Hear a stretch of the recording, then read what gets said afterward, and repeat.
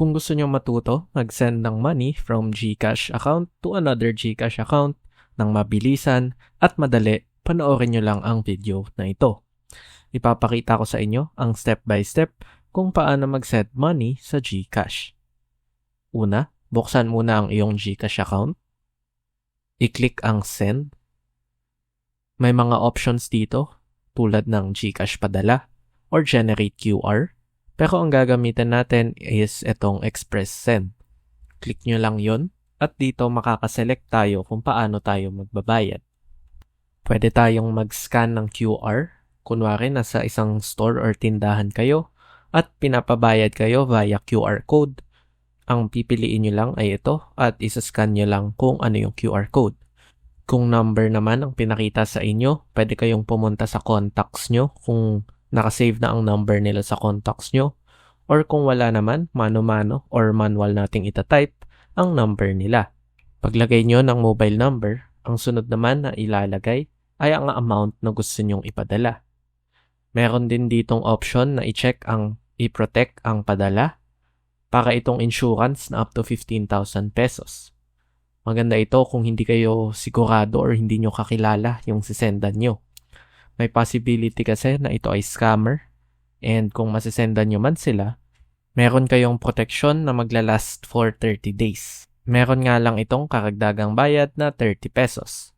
Kung hindi nyo naman to pipiliin, kung ano man ang isisend nyo, yun din ang matatanggap nila since GCash to GCash transfer has 0 fees. Optional lang naman na i-check ito, so kung hindi nyo naman i-check, pwede nyo nang iwan yan. Pagkatapos nun, pwede din kayo mag-send ng short message tulad ng Merry Christmas or Happy Birthday, lalo na sa mga ninong and ninang dyan na balak mag-send sa kanilang mga inaanak. Pagtapos na, pindutin lang ang next. Ngayon, i-review lang kung tama yung number na inyong nilagay. Lalabas din dito yung initials ng tao na sisendan nyo base sa verified GCash account nila.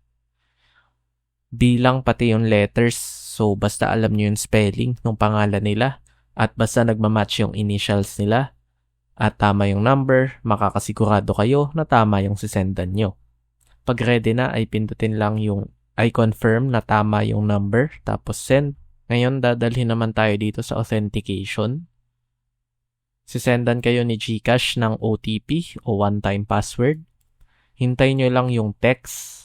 Tapos pag na-send na, ay i-copy nyo lang at i-paste. Tapos pindutin ang submit.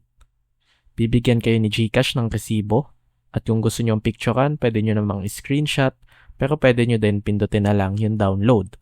Lalabas na yung resibo sa gallery nyo. Check lang natin yung isa kong account na sinendan. At ayan na nga. Wala pang isang minuto na transfer na agad yung 100 pesos. Kung nakatulong ang video na ito, paki-like naman and subscribe. Magbibigay tayo ng 100 pesos sa isang subscriber pag nagka 100 subscribers na tayo.